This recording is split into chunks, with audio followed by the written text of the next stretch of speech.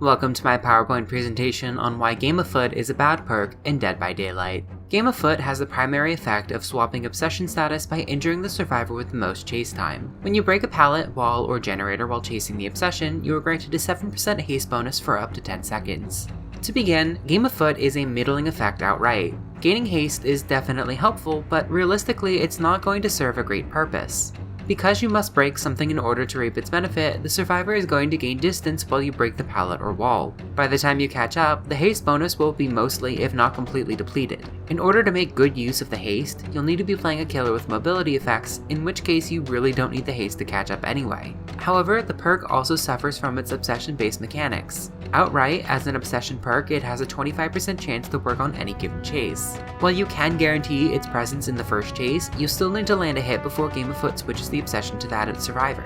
While you can guarantee its presence in the first chase, you still need to land a hit before Game Afoot switches the obsession to that survivor. That being said, in any subsequent chase, it's a guess as to when it will activate next. The chase time condition is unintuitive and makes it hard to tell which survivor will yield the most fruitful chase. It's also a bit counterintuitive because the survivors with the longest chase time are going to be the ones hardest to hit. In other words, those tough survivors you don't want to chase are going to be hogging the obsession status from your easier targets.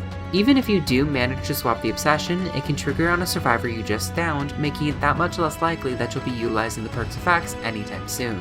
Lastly, it also serves as a pro-tunneling function, as the easiest way to guarantee that the perk remains active is to tunnel the same survivor so the obsession status does not change. The simplest buff I would implement is to change the activation conditions. I've removed all elements of the obsession mechanic.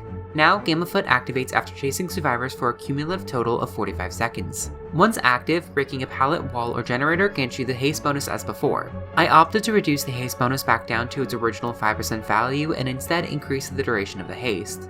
5% haste for 15 seconds grants an incremental amount more distance overall than 7% for 10 seconds, but more importantly, the longer duration will better allow you to use that bonus at the next tile. These numbers could probably use some playtesting to feel what's right, but the goal is to make the perk easier to activate without necessarily activating after every pallet break. This also solves a lot of the issues caused by the obsession status, making it easier to understand, execute, as well as reducing its tunneling association. Thanks for watching, leave a like, and put your thoughts in the comments below.